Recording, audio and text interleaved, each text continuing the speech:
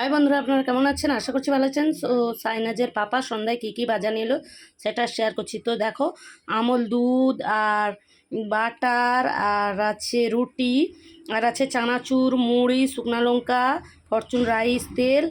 আর দেখো সব শেষে আছে আমুলের দই আর আমুলের আইসক্রিম।